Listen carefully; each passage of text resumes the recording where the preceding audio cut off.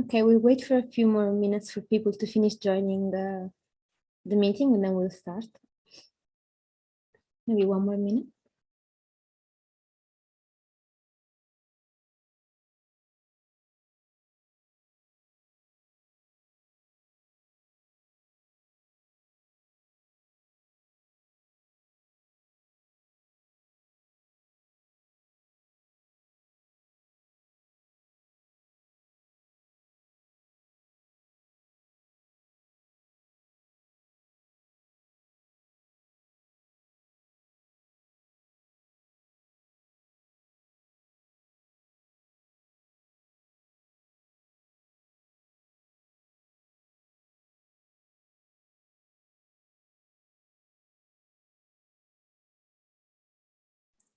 I'm just putting a message in the YouTube chat to say to people to feel free to ask questions there, and we'll answer them in the Zoom.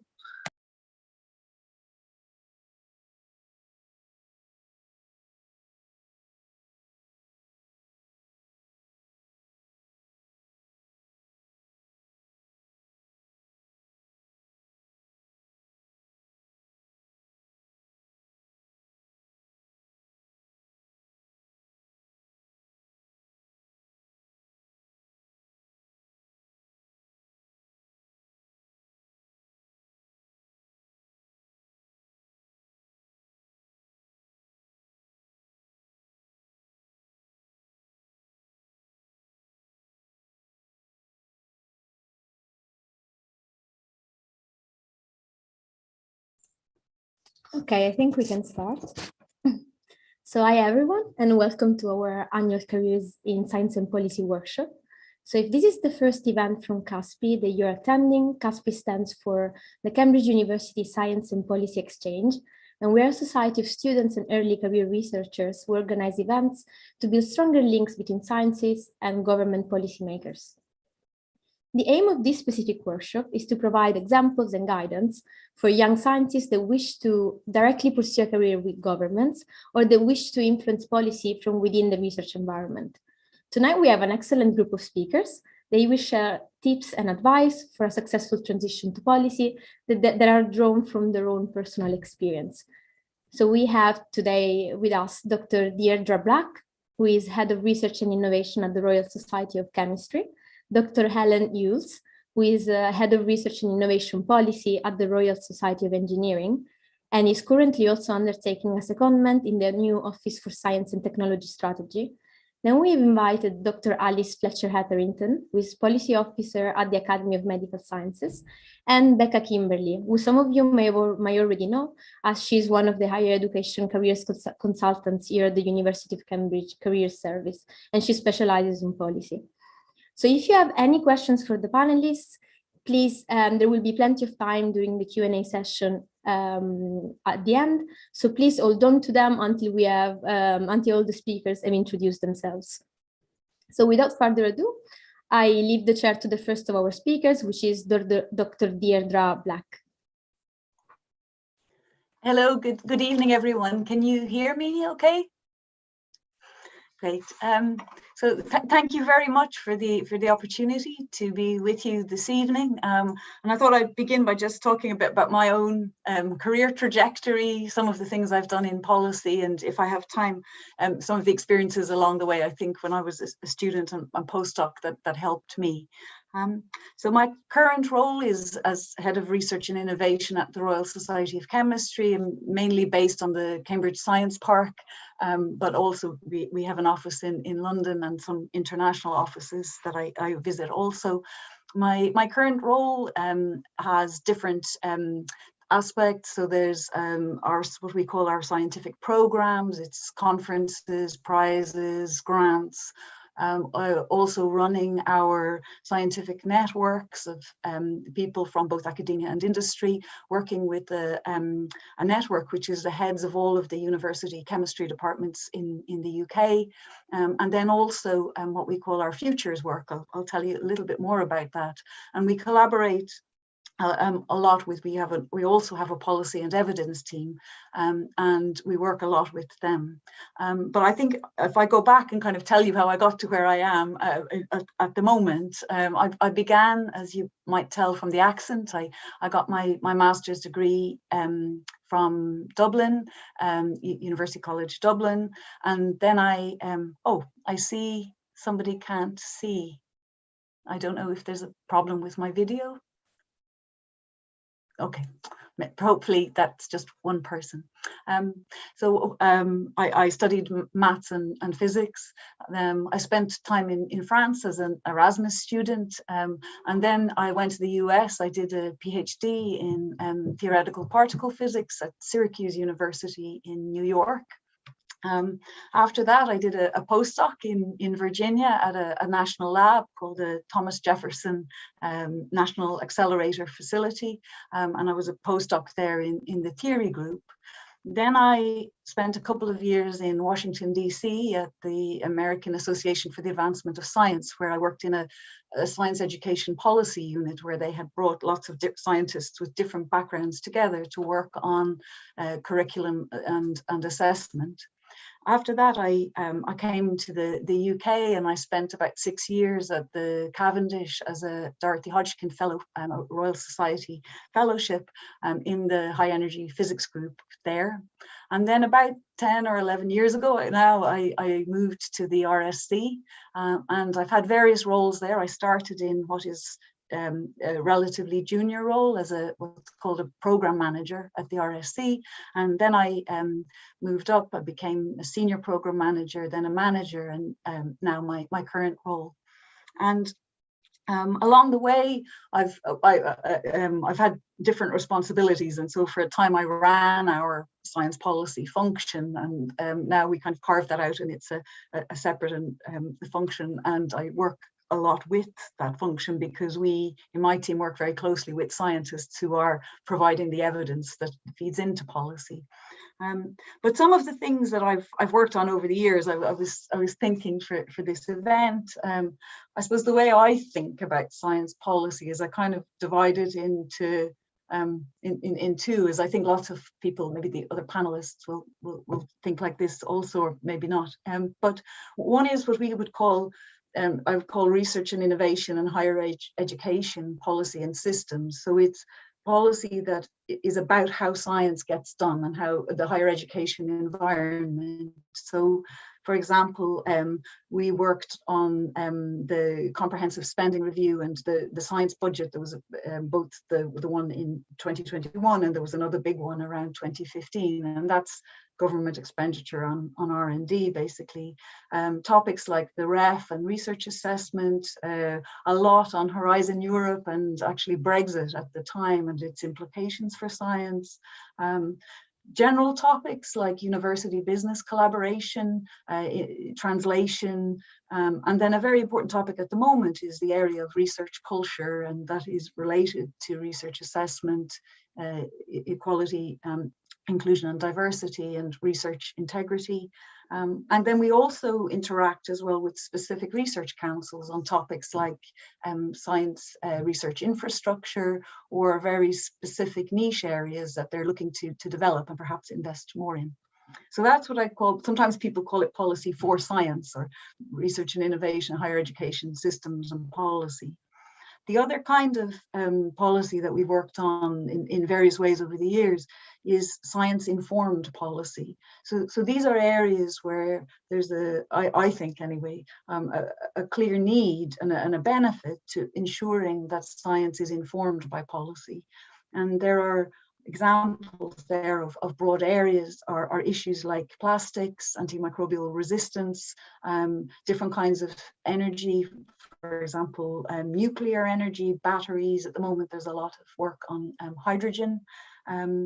Also things like regulation and the development of environmental regulation. And for example, helping regulators decide essentially what levels of a particular chemical are or are not either are safe or acceptable in the environment. And so things that have been in the news recently are what sometimes are called forever chemicals like PFAS and persistent organic pollutants, also endocrine disrupting substances, and I suppose, yeah, another one is, I suppose, just medicines in the environment, actually.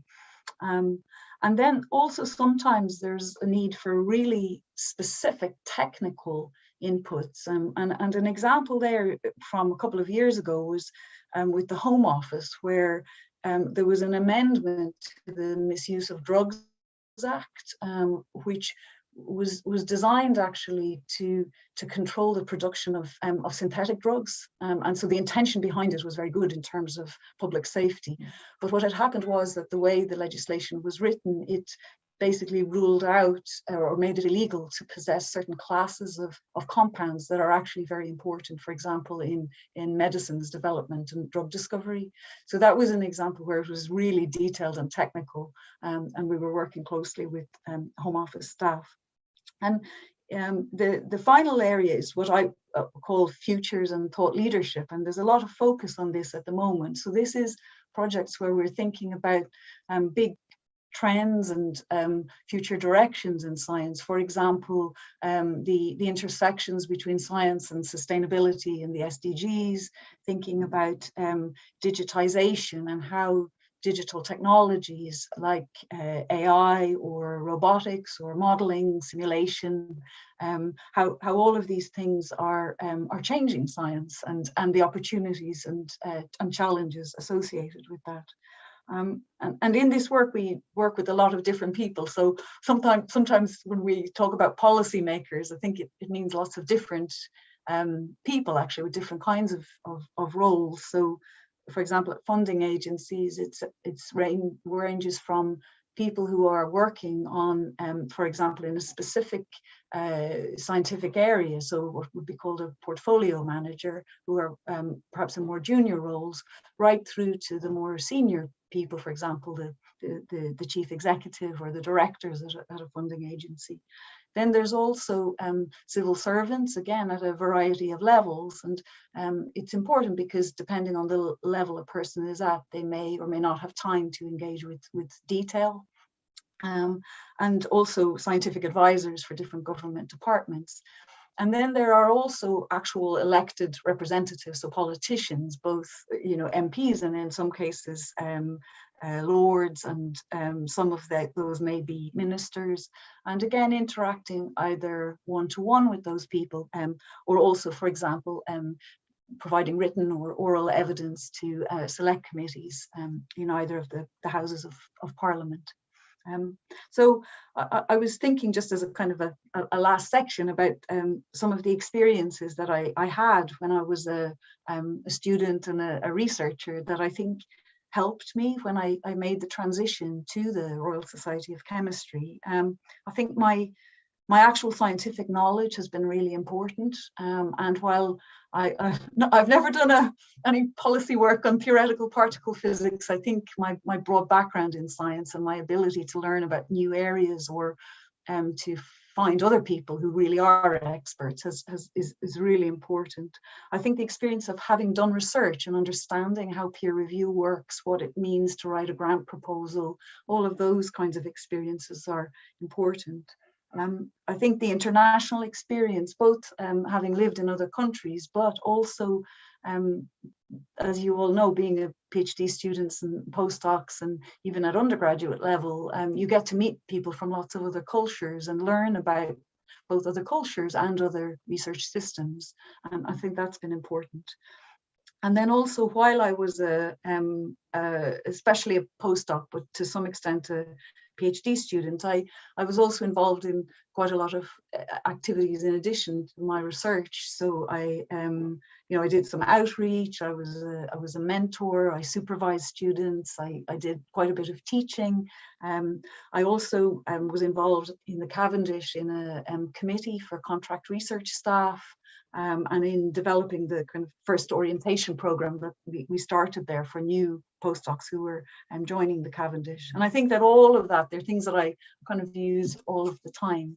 And then finally, I suppose just a plug for DECA, but I think one of the things that was very important for me when I was making the transition from research to the RSC was the career service, and it was really valuable to have the help in writing my first non-academic CV, practicing for an interview outside academia, and I'm still in touch with my careers advisor, actually, because I'm very grateful for the support she gave me.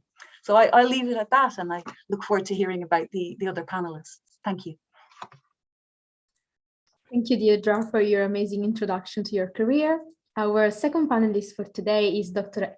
Helen Yules. So Helen, whenever you're ready. Thanks very much, Mara. And Deirdre, I see lots of parallels, not least the shout out that I will also give to Becca and the career service. It's a real pleasure to be here for many reasons, but one of which is I was a co-founding member of CUSPE quite a few years ago. So I will come around to that in part of my spiel. So I'm going to talk a little bit about where I work at the moment, what I'm up to, and then I'll go back and do how I got there with some what I regard as my hints and tips along the way. So I work at the Royal Academy of Engineering, and we are one of the UK's national academies. Alice is from another one. And we are a fellowship organisation. So we have 1,500 of the UK's best engineers in our fellowship. So if any of you have got professors that have got FRENG after their names, they're fellows of our organisation. The Academy does a whole bunch of stuff. We have got interests in policy and engagement, in talent and diversity, and in innovation. So we run programmes. We are a research funder. We also support spin-outs and startups through our enterprise hub. We do outreach and education programmes, and we do an awful lot on policy from across the spectrum of education and skills, diversity and inclusion, engineering policy, and then the bit I work on, which is research and innovation policy, or as I would frame it, policy for science. So very similar to what Deirdre was talking about. So I head up a team of 7 in our research and innovation policy team, and that also includes our public affairs function, which I'll explain a little bit about in a moment. In terms of our policy work, our quite lofty ambition is to make sure that the UK's got an environment that's really good for engineering, R&D and innovation to take place in. We do this in lots of different ways, from doing our own reports and research to connecting people. I sometimes think one of the ways we can be most effective in influencing policymakers is just to introduce them to some engineers, and they can hear what the world looks like from their perspective. My team also gets to do some interesting policy into practice. So as I mentioned, we're a research funder, and we also support startups and spin-outs. So we take the kind of experiences of those awardees and learn from it and feed that into national discussions. But equally, we then try and take the best practice in things like research culture and make sure that's also how we're operating ourselves. The public affairs team has been part of my remit since January last year, and public affairs is all about our engagement with parliamentarians primarily. We want MPs to know what our work is doing. We want them to go and advocate for things that we think are important. We'd quite like them to just use the word engineering more. And I have really, that was a surprise to me, I think, when I started the Academy, was how much I enjoyed that side of things, really regarding MPs as part of our own machinery of influence. And it's quite good fun. I quite like the political side of things as well. So I thought, to give you an idea of the actual flavour of what does this look like day to day, I went through my team's calendar for this week, and I will give you some of the highlights of bits and pieces we've been up to, and it is very much my team, not me. So first off, we have just finalised our written submissions. This is written evidence to the House of Lords Science and Tech Committee inquiry on what does it take for the UK to be a science superpower. So we've collated evidence, put in key messages from reports that we've had over the years to say what we think this should look like, and that will go into the pack of information that goes into that inquiry. We have sent emails out to the whole of our fellowship and all our awardees as well to get their views on the research excellence framework through the REF exercise, because there's now discussion already about what should the future research assessment exercise look like. We have published a piece of work today on semiconductors. So we ran a workshop last year looking at trying to take a systems approach to semiconductors. They've been in the news recently. We've been running out of them. There's been some interesting discussions about whether or not certain countries should be taking on our semiconductor, whether or not we should be letting UK semiconductor companies be acquired by foreign countries. So we did a workshop on that with entrepreneurs, investors and corporates all involved in that space to really understand what it looks like from their perspective. And that's something that is quite important to my team in the way we do policy. We're very much about what it looks like and feels like, not coming at it from an academic theoretical perspective, but the experiences of. We did a briefing for our president on procurement. And so how should government go about procuring innovation? And this was a briefing for a meeting with the Prime Minister's Council for Science and Technology, the CST, which the president of our President Academy is a member of.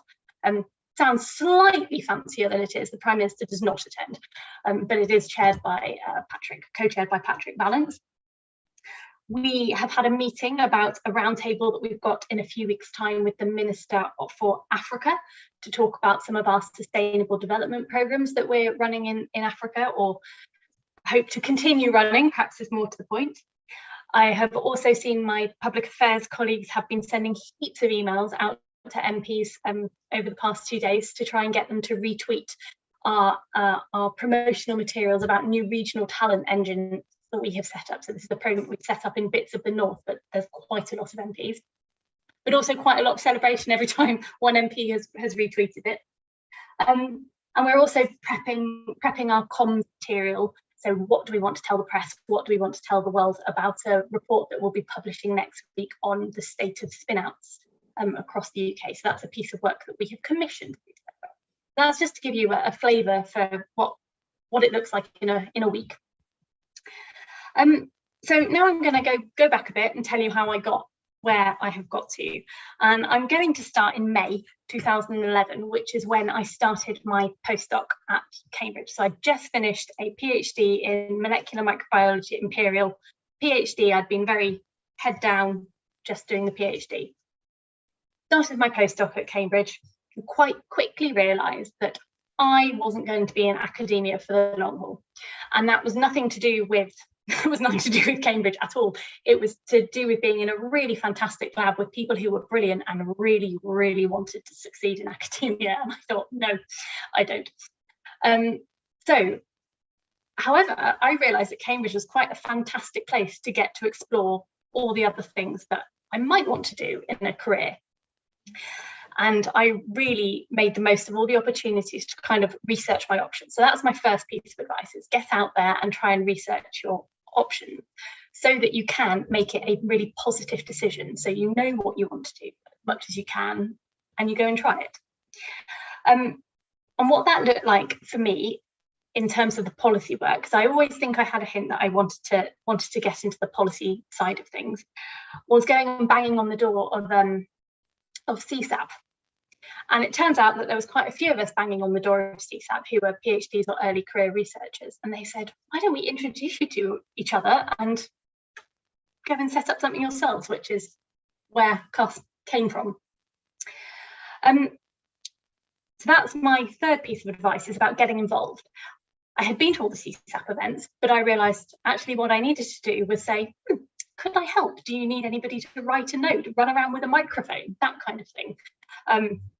So get involved. And as an employer, I would say you don't need to have a vast amount of experience of doing these things to get into some of these roles. I also started to keep quite a record of what I was doing, all these different activities, so that when it does come to CV writing, you've got it already recorded. I then started to look around at job adverts, not to apply at that point, but to get a bit of an idea of what was out there and what skills I might be missing. And so that sort of, all that period took me 2 years. And then I got to the point on a day in August 2013, which I know the date of because of my book of records, not because it was a very traumatic day.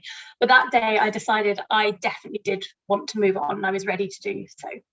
And part of that was taking the opportunity to do a secondment. So while I was still a postdoc, I did 2 days a week in a government department. So it was called the Department for Business and Innovation Skills at the time, which is the government department that oversees all the funding for research, as well as many other things. But I got into the research-based team there. And I did that for 2 days a week for 6 months. And it was a fantastic experience to see what it looked like on the other side. I didn't have a discrete project to say. I went in and did some stuff for 2 weeks, 2 days, came back in the next week, find out everything's changed, what's happening next. And I think that piece of work, that's a common experience, is then what set me up to get the role in the academy, where I went in as a research policy advisor, and then over the 7 years I've been there, have managed to make enough work. I've built a team and taken on public affairs, and I really, really enjoy it, which is why I'm still there. I think I'll probably leave it at that, Mara, and I can talk a little bit about the secondment role I'm doing at the moment in the Q&A if it comes up.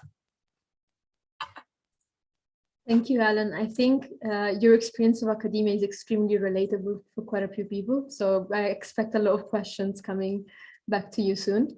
And our third panelist for today is Alice Fletchertherington. So please, Alice, if you want to go ahead. Thanks a lot, Mara. It's really lovely to be on this panel this evening.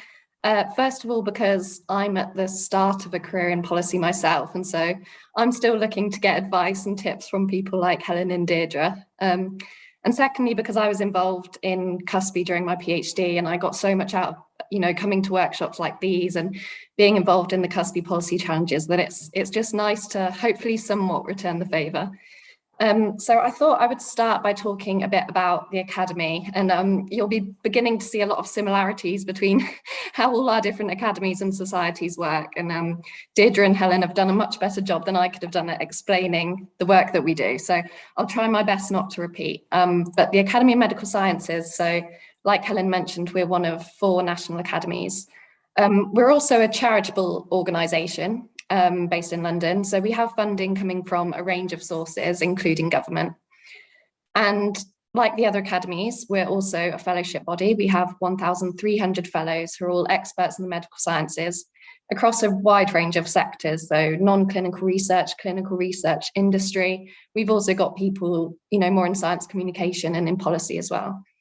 And it's really our fellows who drive our strategy and govern everything we do as an academy. As an organisation, we have 2 kind of flagship aims. The first is to promote the best possible environment for medical research to flourish in the UK. And the second, on the other side of that, is to ensure that society reaps the benefits of that research. And for us being medical research, of course, our main focus is improving human health, but also trying to make sure that research can benefit the economy and also promote equality as well. So obviously our policy team has a very big role to play in that, but we also do lots of other things like the Royal Society of Chemistry and like RANG as well. So we have a grants and programs team who really focus on support and career development for researchers. And I think one of the flagship things that the Academy does is we run kind of leadership programs. So we have a program specifically for women in research and a program for future leaders across different sectors as well. Our communications team play a big role in ensuring that the messages that we put out about health and about medical research really translate to the public in an effective way. And of course, they've been incredibly busy during COVID, getting hundreds and hundreds of calls for media work every day. And then also we have a very new engagement team, and it's their role to ensure that we very meaningfully engage and involve patients across all of our work. And a future aim for us is to move towards eventually a system where we're co-producing our work, where it's viable with patients and the public. But back to policy. So as Deirdre and Helen have said, we also think about this in terms of policy for science on the one hand and science for policy on the other. But Helen, I think, said that you work more in the policy for science. I'm on the other side, so I work on science for policy, which is all about promoting the translation of research into evidence-based policy.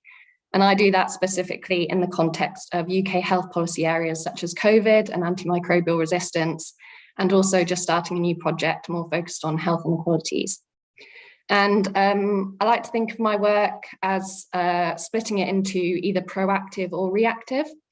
So the proactive work that we do could involve something like a working group project, which is where we bring together our fellows to make a working group. We then get evidence from lots of different sources, perhaps also a patient group or a public survey. And then we bring all that evidence together over the period of kind of a year or 2 years to create a really influential policy report that will then be implemented. So an example of that is our 2 recent reports on COVID, which were commissioned by the Chief Scientific Advisor, Patrick. So I've joined after those reports were published, but very much since I've joined, I've been working on the implementation of those reports. So for example, just today, I was on a call with the COVID-19 task force in government, and our president was talking about, next steps in the COVID pandemic and what our recommendations are moving forwards. And then on the other side, so our more reactive work, that would include things like consultation responses. During my internship with the Academy, I was really lucky to work on the Academy's response to the government's Women's Health Strategy consultation. And you can find more about that on our website if you're interested.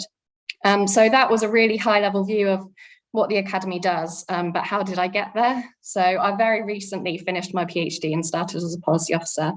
So Mara asked me to talk about how I came to be interested in policy during my PhD, and also what I did to kind of build up the skills I needed to transition into that career. And I was going to say, from speaking to other students that are interested in policy, and now I know also Helen, I think my PhD experience was very typical. So I did my PhD at the Cambridge Institute for Medical Research on the Adverts campus. And I have no complaints. I actually had a very positive experience. I got on well with my PI and I really loved my research area. However, I realized very early on, almost within the first 3 months of my PhD, that it was going to be a very long and arduous 4 years if I didn't have something else just to focus my energy and my brain on. So my PhD was focused on one protein of a single virus. And I think I kind of craved the bigger picture view of where my research fit within the wider landscape of improving human health. So that's when I really looked for other activities to dabble in and to try my hand at. And being interested in health, but also more widely politics and social justice, health policy was a really natural direction for me to go in. So I joined various societies and I did various activities during my PhD, and they all had their various merits and all gave me slightly different skills that I now use all the time as a policy officer. And I think that some people might have the view that student societies are kind of just a bit of fun, maybe not that impactful. But if I can stress anything, it's that student-led societies can give you so much really relevant experience that will enable you to demonstrate that you have the skills you need for a job in policy. And just to make it relevant to everyone on the call, when I say student society, that's kind of habit, but I know that all the organisations that I was involved in would have welcomed postdocs and staff with open arms as well. So I don't want to go into too much detail about the specifics of what I did, because I know not everyone here is kind of health focused, and what you will do during your time as a postdoc or a PhD student will just depend on what your interests are. But I picked out 4 kind of policy related skills that I gained through being involved in various extracurricular activities. So the first is developing policy reports, and that could involve scoping, research around the topic, maybe stakeholder mapping, and of course writing the policy report itself, which is a skill in itself. And I really got those skills from 2 organisations. The first one was Pologia, and the second one was the CUSPE policy challenges. And it was really the policy challenges that were particularly beneficial, because we were allowed to develop really close relationships with both council officers and councillors. And it really enabled me to see both how policy making and how policymakers themselves work in the real world. The second skill is events organisation. And now this is something that seems very easy on the surface, but actually it's very difficult to run a really good event. And it does require experience. So I'd recommend trying your hand at that if you haven't. So some examples of what I did, the Building Bridges in Medical Science conference in Cambridge, and also getting involved with various activities run by Students for Global Health. The third skill I've picked out, which is rather different, is advocacy and campaigning. And I'd like to stress that actually advocacy and campaigning is quite different to policy. Certainly the policy that we do in academies and societies, you wouldn't call it campaigning at all. However, what campaigning can give you is certain skills in negotiating, influencing, and just being pragmatic, which I think is really important. And my example of that is that I was involved in an Access to Medicines campaign at an organisation called Universities Allied for Essential Medicines, and they're active in Cambridge as well and still running that very campaign. And then finally, I just want to mention science communication and public engagement. So an example that you might want to do is get involved with the Cambridge Science Festival, for example. And that's because policy organisations like our own are increasingly looking to involve the public across all areas of our work. So showing that you know how to do good science communication and know how to engage and involve the public, that's a really good skill to be able to show. So that takes me on to the policy internship that I did at the Academy. And I don't have to tell you that I enjoyed that internship because of course I ended up getting a job there. But I really can't stress what a fantastic experience it was. So the AMS, they really value and give a lot of responsibility to their interns. I got to work across the policy team on such a wide range of projects, worked on 3 consultation responses, helped out at policy workshops, drafted policy reports, and in general just learned a lot about how policy making works in government and the different stakeholders that are involved. So I was on the programme for MRC funded students, and that very programme is open for applications now. But we also have a brand new programme, which is really exciting, which is for any PhD student, regardless of your funding stream. You just need to have access to 3 months of funding and a PhD extension. And I'll pop details of those internships in the chat after I finish speaking. So prior to my internship, I knew that I wanted to work in policy already, but I didn't know what sector I wanted to work in. I didn't know, I was thinking about civil service, global NGOs, charities, and of course academies as well. But what I worked out through my internship is that working in an academy or a charity is an excellent place to start a career in policy because we work at the interface of so many different organisations. So we work with ministers and civil servants on a daily basis, but we're also really close to our researchers and fellows.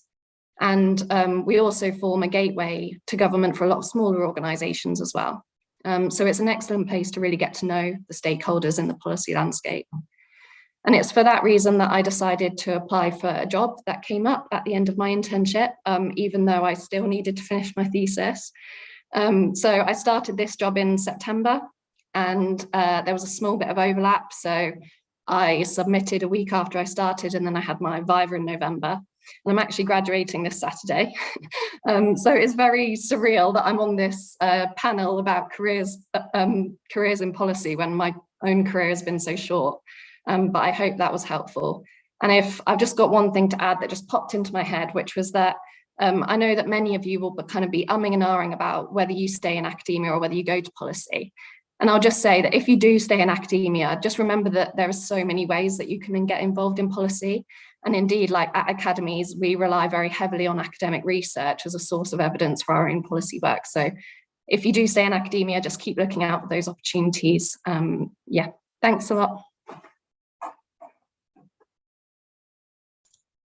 Thank you, Alice. We definitely invited you because you are the most relatable example since you've made the transition so quickly and so recently actually.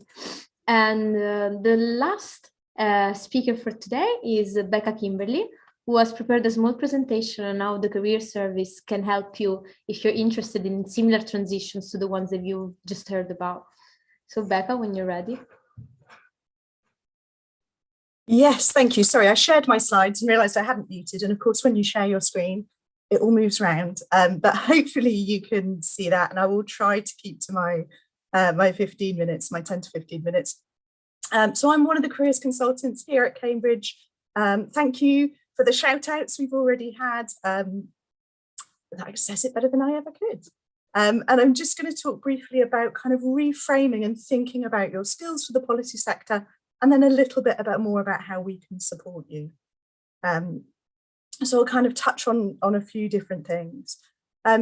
Some of you might be, as Alice was just talking about, right in that moment of, what do I do? Do I stay in academia? Do I move on? Do I try something different? I'm not going to go into all of this in a huge amount of detail, but whenever there's a career decision, we say you kind of go through this cycle of assessing yourself, exploring what's out there, focusing down your ideas, and then action planning, which sounds really formal, but deciding what you're going to do next. And I know there'll be people listening who are at all different kind of stages of that cycle. And it looks very neat and linear here. You also don't necessarily go through all of them in that order. If you're at the beginning of thinking, where do I go? How do I make this fit? We'd really encourage you to kind of reflect on your research so far, on your studies so far, identify some of the skills and strengths and experiences you've had. We've had some just really fantastic advocates for how those can come up and how those can be transferable, not only from your studies, but from other kind of extracurricular things you might be doing. If you've still got a few years to go, you can also then be thinking, okay, is there anything that's missing here? Is there anything that I want to try and develop more? Maybe it's a strength you want to get even stronger at, or maybe it's a gap that you want to kind of try and fill. You're also going to need to be looking out at what's out there, what opportunities are there, how does that fit with your values?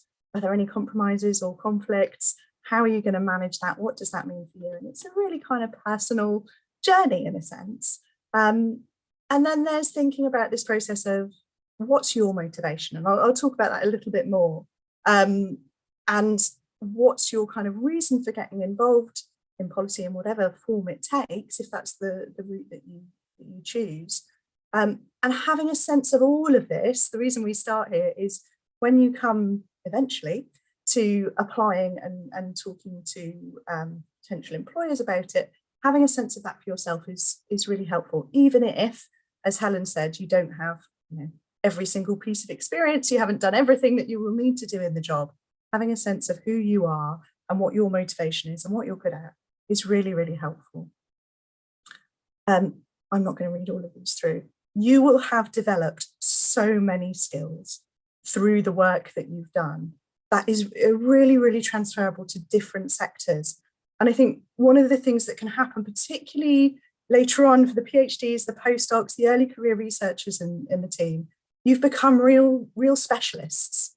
You've got this really high level of knowledge about your particular field. And sometimes people can feel really overwhelmed at the thought of transitioning into something slightly different because they feel like, oh, I've got to develop that level of expertise in this new area, in this area of policy that I'm going to go into.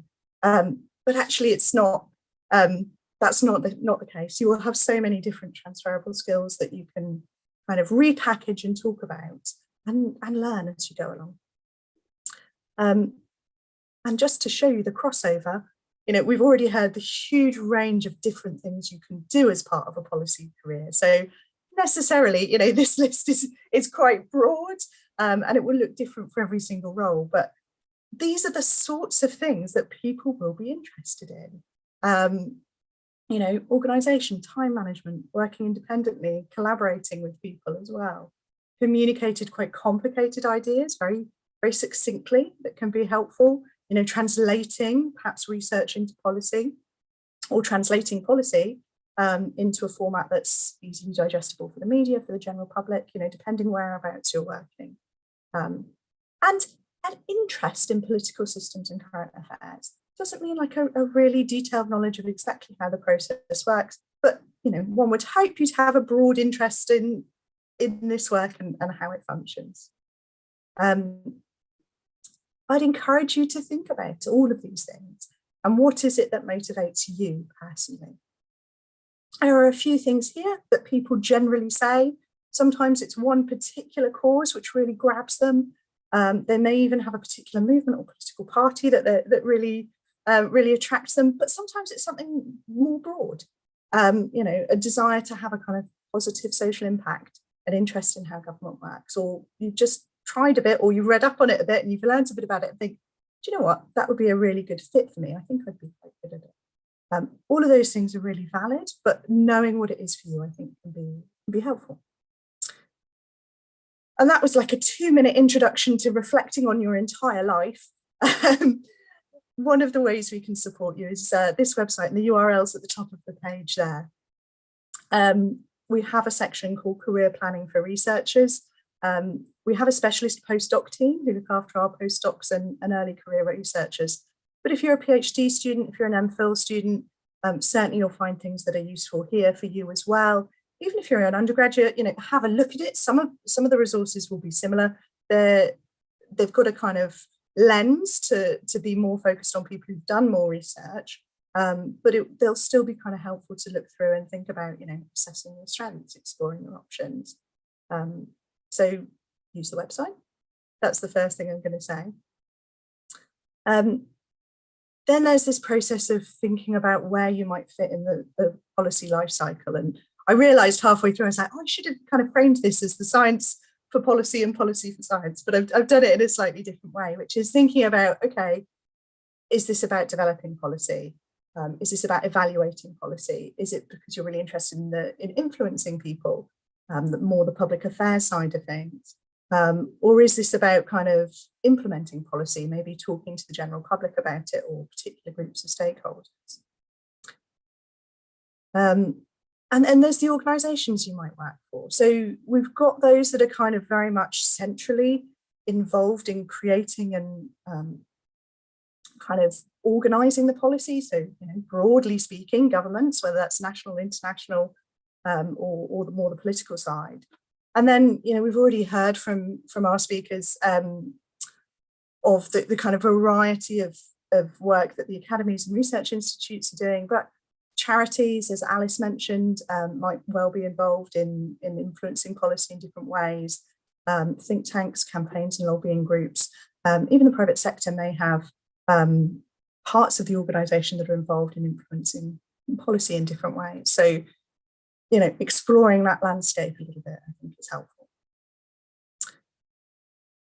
I'm conscious I'm throwing a lot of knowledge at you at a very short space of time. I'm really happy to share these slides afterwards. If it's helpful, and I think it is sometimes when people are thinking like, where do I even start with this? Here's some job titles, not to limit yourself to, but if you're just thinking like, what would I even be looking for on those websites? Where would I be finding the kind of thing I might be interested in? These are the sorts of things that Cambridge students and indeed postdoc staff have gone on to. And you can see they're starting to coalesce around words like policy, analysis, but there's some kind of nuances within that. As I think it was Helen was saying, it's really useful, even if you're not at the stage yet where you actually want to apply for things, have a look at some job adverts.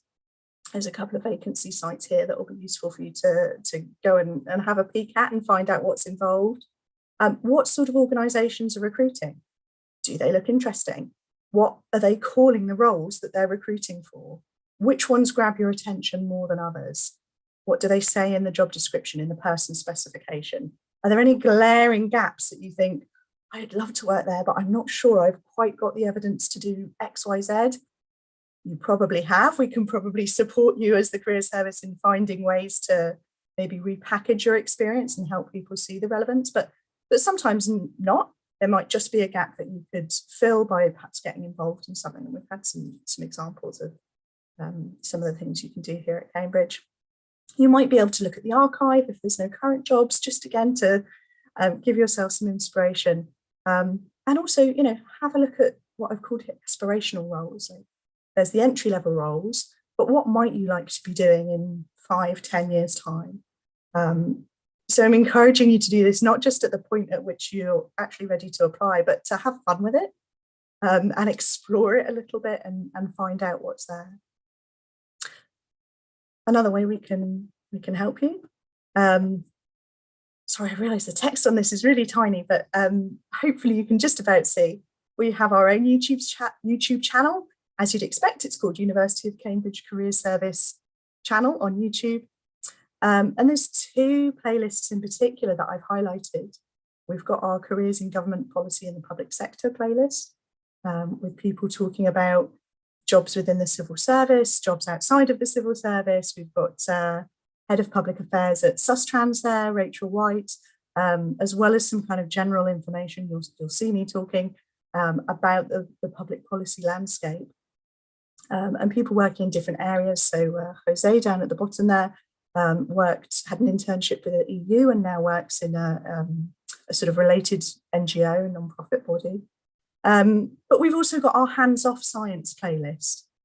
So there are, you see Dr. Jennifer Harris, who's specifically working in science policy, but some other people working in kind of science not in the lab projects. And both of those, I think, are interesting places for inspiration. And then hopefully you can see also from our website, we have a kind of range of sectors. Do go have a look at any of them that might interest you, but particularly here is the hands-off in science sector. And there's a whole kind of subsection of science policy with useful links for you to look through and find out a little bit more.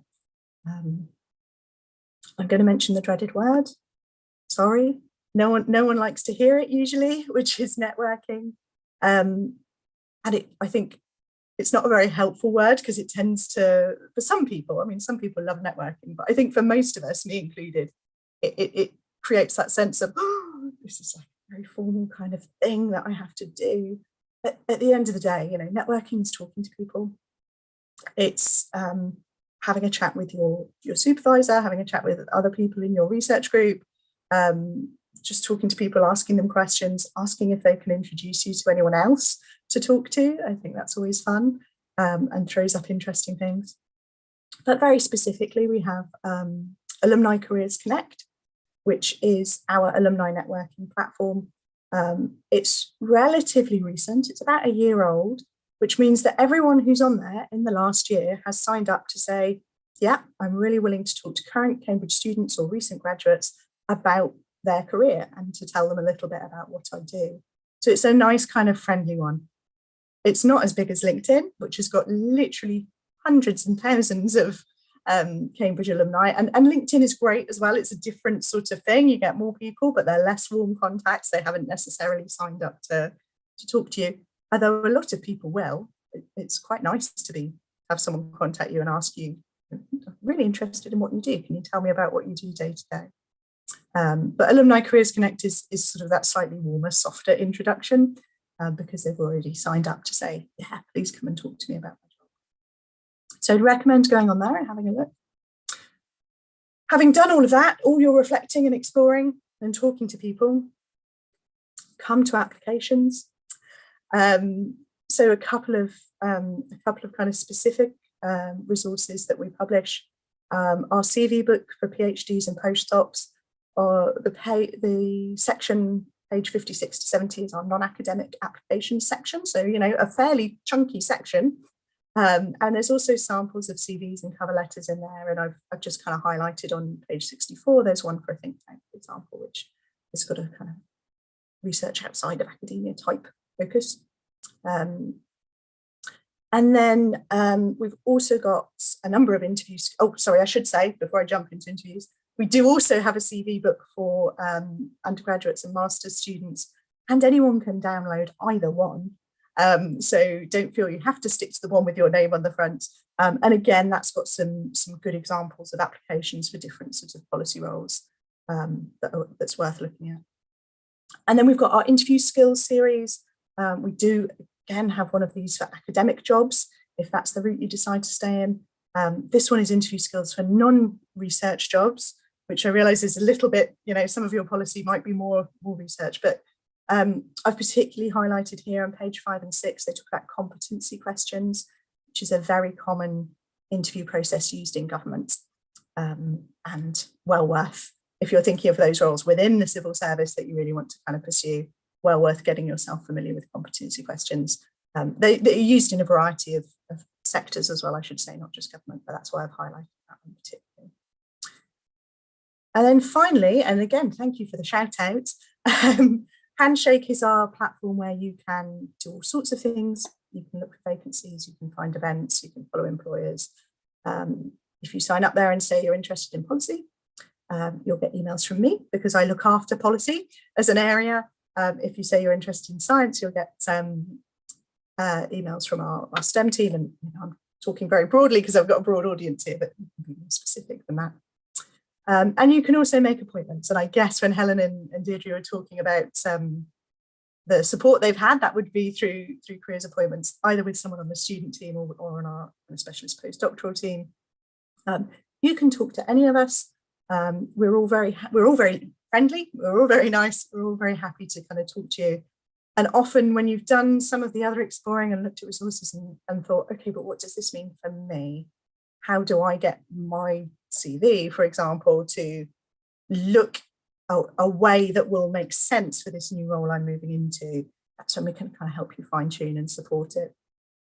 Equally, if you're not there yet, if you're just right at the beginning of, I am so confused right now, and there are so many different things that I don't even know where to start, come and talk to us. We love those sorts of appointments. You know, an appointment can just be bouncing ideas around, talking things through. It can be a really focused, like, right, we're going to prepare for this interview you've got in 2 days' time. Let's role play some questions. If it's jobs and careers related, we'll do our best to help you. And you can book those through Handshake as well. And there's some kind of specific resources that you access there. Often they're subscription sites that if you try to log in yourself, it will charge you, but you don't need to. Stop sharing there. It's probably a sign that I'm talking too much. What was I saying? Yeah, some subscription sites. If you log in as a Cambridge member of staff or a student, then it will know that you have access to them and you can go and have a look at them. So that's all on there as well. How did I do, Mara, for 10 to 15 minutes? Perfect, very perfect timing.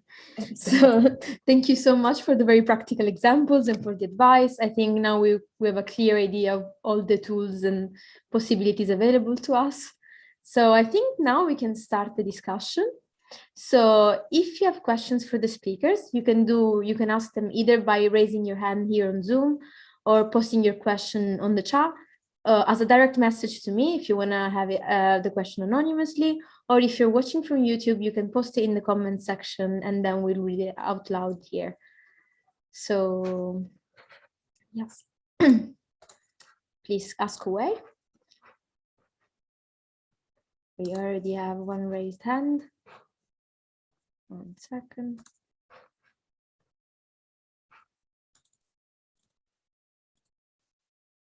We have, okay, so we have one first question is there a requisite for PhDs in science policy field? So I don't know who wants to answer this specifically. I can give it a go. Yeah. Well, it would be interesting to see if it's different across the piece. I would say no. There is quite a few in our teams, in our engineering policy team and research and innovation policy team who do have PhD, but I wouldn't say it is a requirement. Okay, and the next question is from Brian Tyrrell. Hi, well, first, thank you very much for these introductions. I found them very, very useful. Dr. Black, can you say anything about forming a scientific policy career in Ireland or in Dublin? This might not be your experience, but you know, do you know anything about it being Irish yourself? I from contact with I suppose former colleagues in Ireland, and also just from actually in certain areas, there's some overlap between Ireland and the UK. So, for example, partnerships between Science Foundation Ireland and the UKRI and its agencies. I think that one difference actually is scale. So there are more opportunities in the UK simply because it's just much bigger. There are more funding agencies. The government departments are bigger. But I don't see that it's that different in terms of applying either to the civil service or to, for example, Science Foundation Ireland or some of the kind of more innovation focused organizations. I think that the skills and experiences and backgrounds will be pretty similar, and also pretty translatable. So, and I think that probably is true generally, that if you, for example, at the RSC, we have people who work on policy in the devolved administrations. So we have someone in Scotland, someone in Northern Ireland, someone in Wales, and I mention that just because they're focused on say Scotland specific policy, which sometimes is different to more say UK wide. So I think there's a lot of movement around in both the UK and Ireland in these areas. Great, thank you very much. Okay, we also have another question that I think is addressed to all of the panelists. And they're asking if, in your experience, there is a place for social scientists in science policy.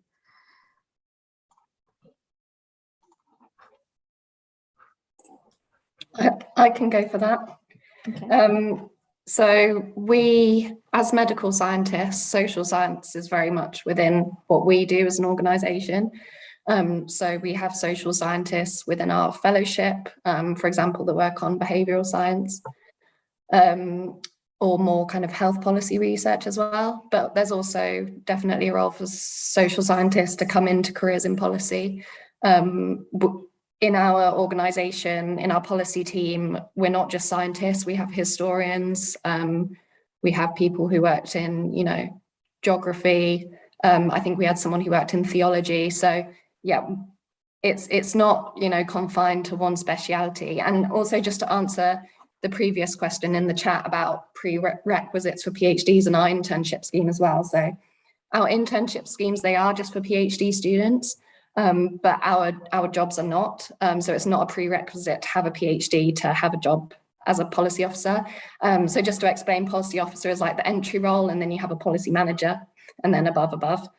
As a policy officer, we tend to see that the people applying for the policy officer roles at the academy, they either have a bachelor's or a master's plus a bit of experience in a similar role at another organisation, perhaps maybe 2 years of experience, or they have a PhD with less policy relevant experience, maybe just an internship or maybe just through different activities they've been involved in. That's just what we see, and that's the people that get the kind of policy officer roles. But if you are an undergrad or a master's student, don't forget that you can also input into policy yourself. We in particular are really looking to engage early career researchers, which involves PhD students and masters and undergrads as well, in the policy work that we do. So we have a working group project at the moment about the long-term sustainability of the research ecosystem. And for that, we're very much looking to see, what are the problems that researchers and students face in terms of having a career in science. So you can feed in that way as well. And that probably would be quite a nice entry to a career in policy if that's what you're interested in.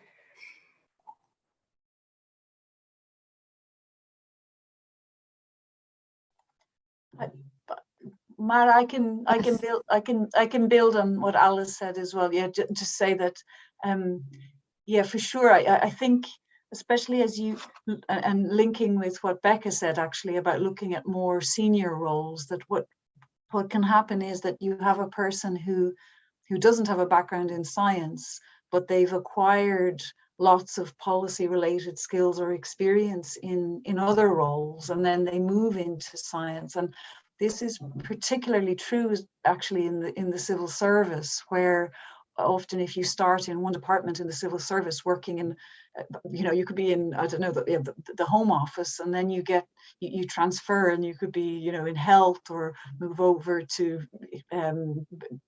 BEIS, it's called now, Business, Energy and Industrial Strategy. So actually, there's almost a sense as you become more senior sometimes that you need to be broader in terms of your knowledge base, but it's those more transferable skills that you've acquired and the experience of interacting with different stakeholders at different levels that kind of bears fruit. And at the moment, the person who leads our policy team, I think her degree was in history and economics, but she was in the civil service for many years, and it's that experience that's really valuable for the RSC, because we're trying to influence civil servants, so she has that inside experience.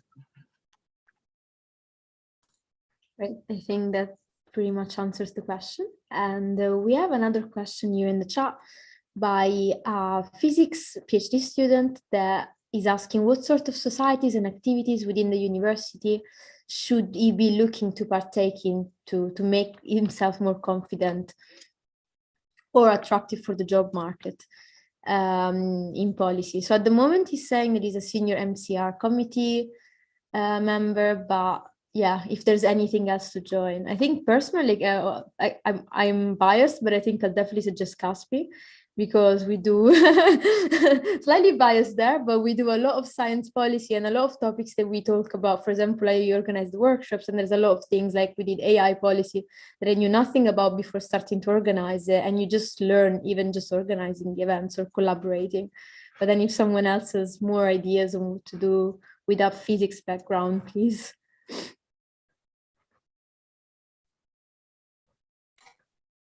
Oh, sorry, Becca.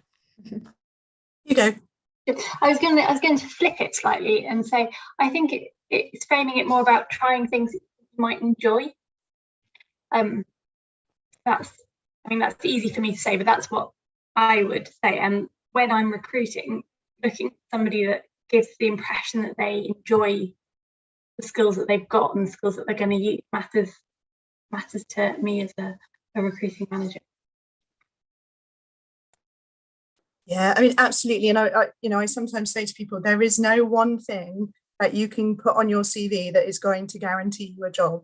I don't have that, join this society or do this thing and you will definitely get a job in science policy. Of course, no one can say that.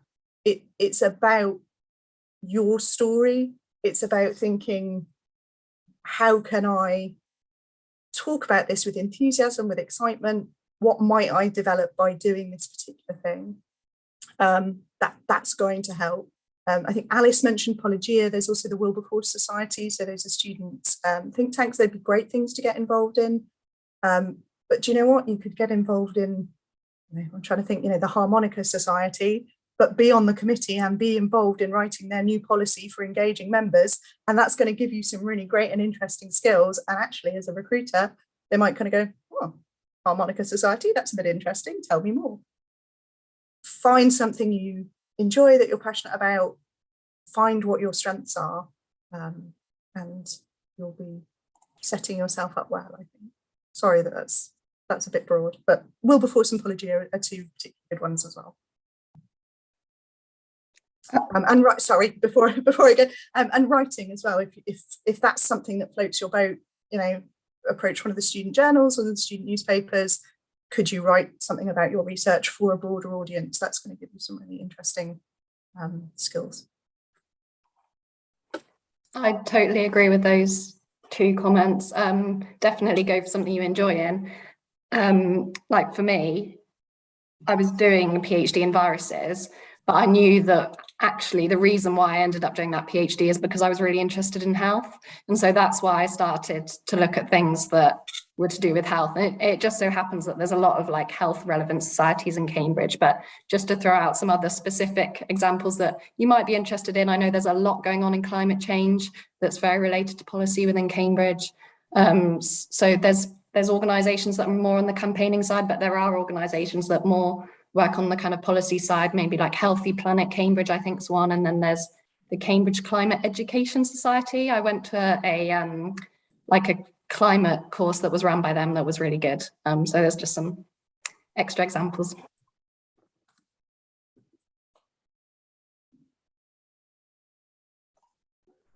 Perhaps, yeah, building on that, I completely agree about finding the kind of intersection between what you like and what you're good at, and what, you know, then will really show in an interview, and also that when you do things that you like, they often lead to other opportunities. So, for example, when I was at the Cavendish, I ran a joint project where it was actually an outreach project, but as part of that project, we applied for a grant. And then we got the grant. It was a few £1,000s. And so we had the experience of writing a proposal and so on, as well as doing this outreach and communication. And then later, the organization that gave us the grant invited me to be on their grants panel. And so it was my experience of evaluating grant applications as well. So often, when you're doing something that you genuinely find interesting, it will open other opportunities. Another point, which I think might be more relevant for postdocs actually than PhD students, but is that it is also, I suppose I'm saying, it's okay maybe to be a little bit selfish and to not spend your time. So the question is about what opportunities to look for. I think it's also important that you don't feel sometimes compelled to spend lots of time on things that actually you're not as interested in, or that, you know, may not help you, because sometimes you can get pulled in a lot of directions to sort of help out with things, or to do things in you know, your department or your college, and I think it's okay to be selective and not necessarily volunteer to do every single job where, you know, the college or the department needs somebody. So really to be selective in both senses, both in what you choose to do and also in what you choose not to do. And there's also a suggestion in the comments from Beck about the Cambridge Zero community, which is quite active in Cambridge. And we've received another question. I'm just going to read out. I think it's also for everyone. So they're asking me, in how often do the stakeholders and funding agencies that you work with have scientific backgrounds, and when they do not have a scientific background, what is the most challenging aspect of working with them?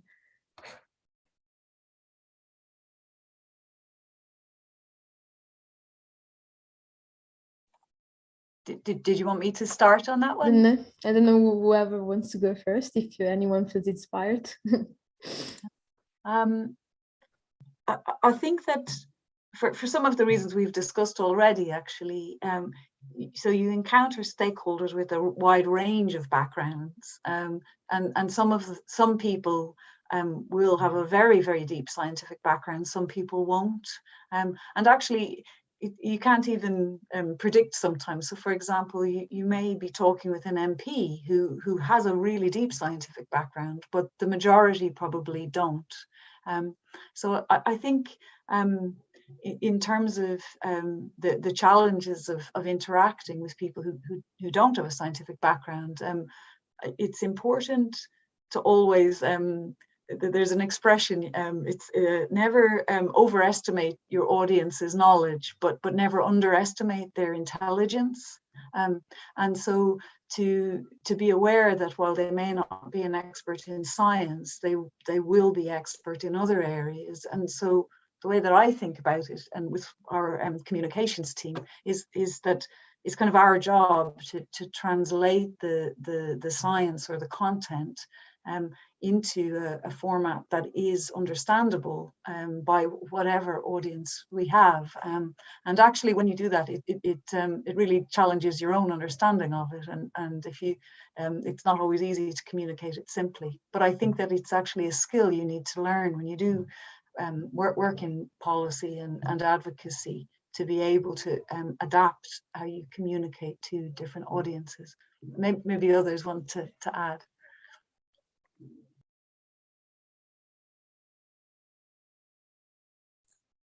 Well, if not, then we have more questions. I think the next one is for Ellen. So the question is, how does your work in a government office differ from working at independent charities or organizations? So I think probably the government, the office government compared to the Royal Society one. Yeah, thank you, Mara. So I'm currently spending half my time on secondment in what's called the Office for Science and Technology strategy. So I forgot for a moment, OSTS as I like to call it, but everybody else seems to call it OSTS. And this is part of the UK government within the Cabinet Office, which is sort of centre function of government, and was set up in June last year to serve a new council, which is the Prime Minister's National Science and Technology Council. So I'm in there half my week, and I have been from January, and it's a fantastic experience, but it's not a vast amount of experience. So I'm not going to make broad commentary. It's a one bit of a very big machine, and that probably is my first point about what I'm finding very, very different. So at the academy where I currently work, we're about 170 people. I am now in a humongous machine. The civil service is huge, and that is quite a different experience. And it's an interesting thing to reflect on when I think about career progression. Do I want to be in an organisation where I can really shape the organisation, which I think would be a challenge to do in something that is very, very large.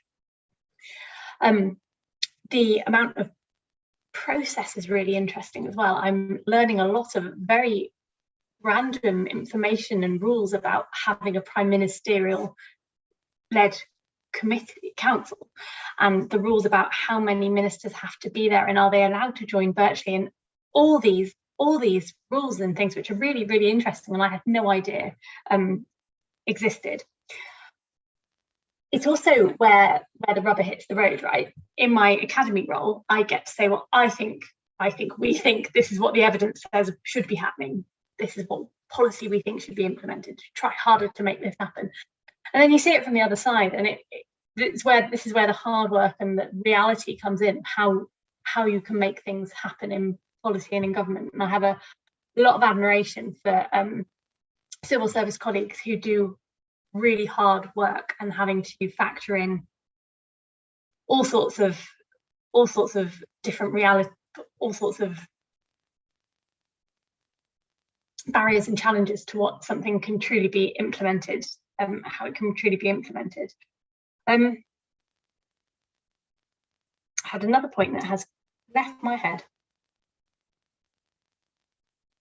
It's interesting to observe the number of people without science technical backgrounds in the civil service, and this is a particularly live interest for the unit I'm in, because it is all to do with science and tech strategy. They're quite keen to get more science and tech skills in. That's a real thing that the government chief scientific advisor is championing.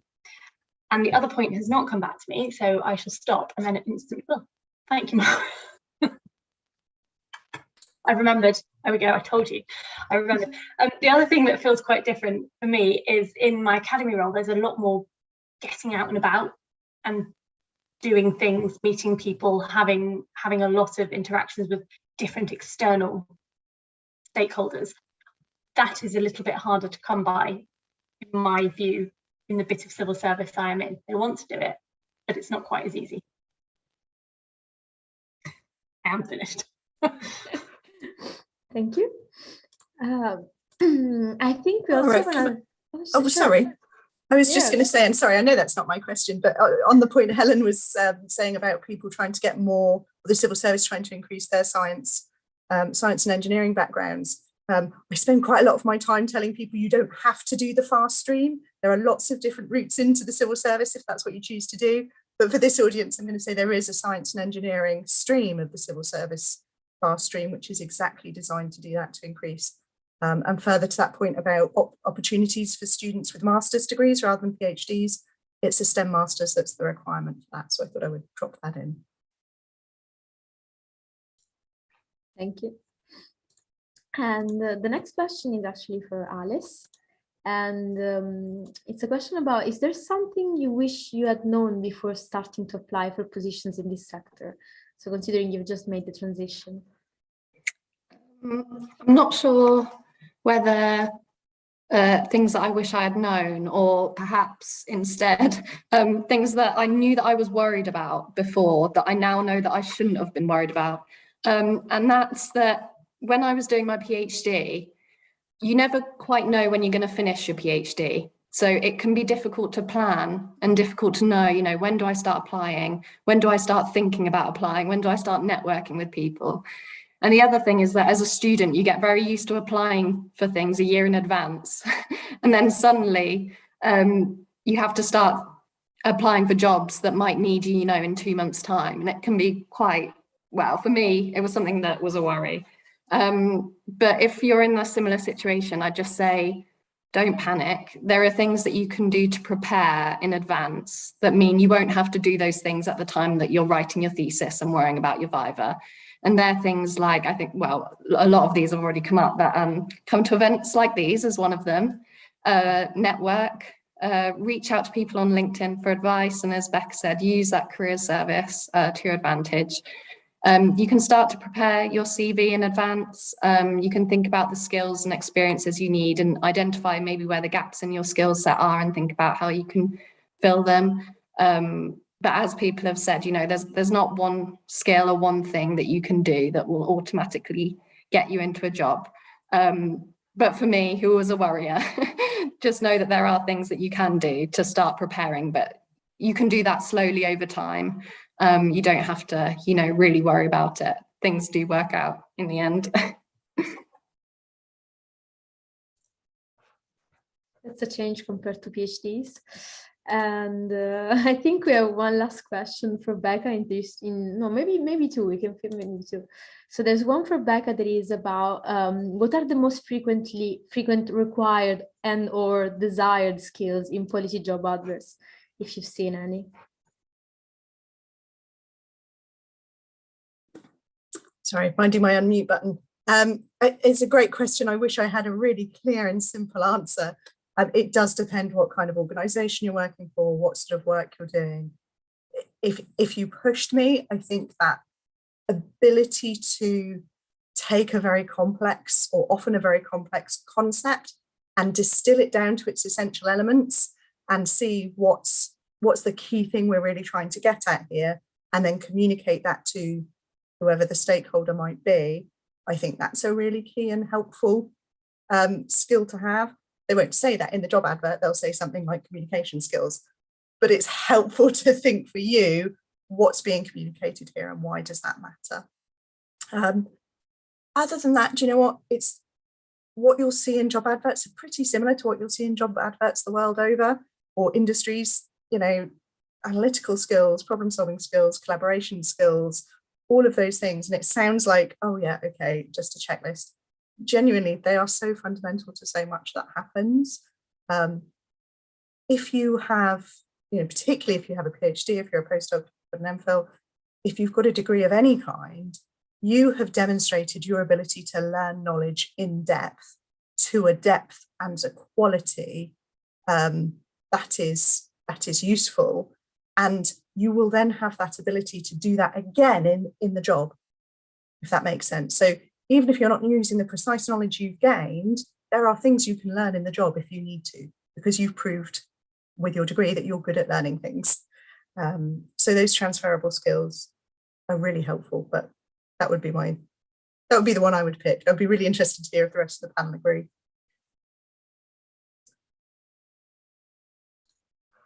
That's great.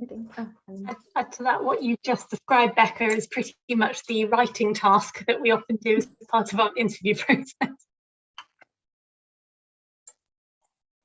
Yeah, and actually I actually went through the skill specification for the job that I'm doing at the moment, and actually that was a skill that was on the job description, the ability to kind of take high-level information, condense it down and bring it out in another form that people will understand. So yeah, I totally agree. Other things that were on the list, if of interest to anyone, working in a team, and obviously research is a team activity. Attention to detail is a really interesting one that I think researchers, you have to be able to pay attention to detail with your experiments. Being able to analyze and interpret information, picking up concepts quickly, these are all things that you get from academia.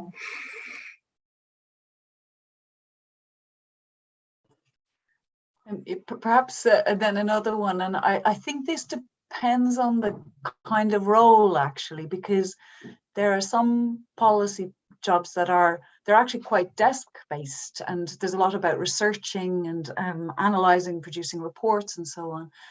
But then it depends. So Helen mentioned that she's out and about a lot, and in some policy roles there is more interacting. So you actually are going to meet, for example, someone in another organization, or to support a more senior person going to meet someone in another organization. And so there is, for some roles, there are more, I suppose, the people skills like building networks, being able to interact with people at different levels and so on, and general, I suppose, stakeholder engagement, or sometimes what's called stakeholder management as well. But I think it depends very much on the role, whether you need that one or not.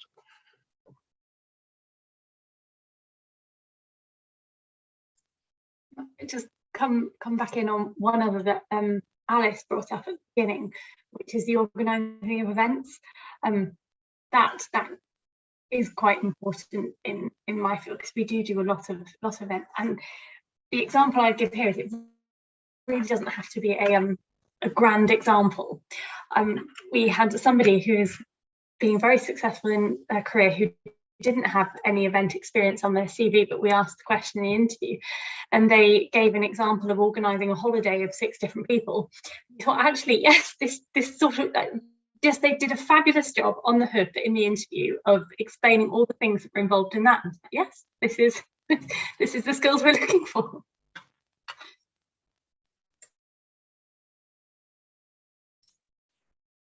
That's great. It seems like there's a low plasticity in what is considered, as long as it's relevant to the soft skills required. So I think in the interest of time, we can close the discussion. And I think you can all join me in thanking Becca, Alice, Ellen, and Deirdre for joining us tonight. And thank you all for joining us and joining the discussion. If you have liked this event, let me just get the slides up.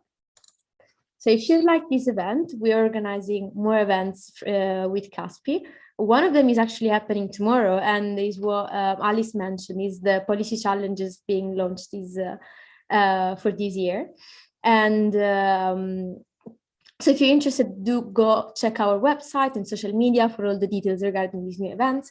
We will also send out a short survey about today's event, and it would be very helpful if you could spare a few minutes to give us your feedback, so we know what you would like to see for the rest of this academic year or for next academic year. So thanks again, everyone, for joining us tonight, and I hope you have a nice evening.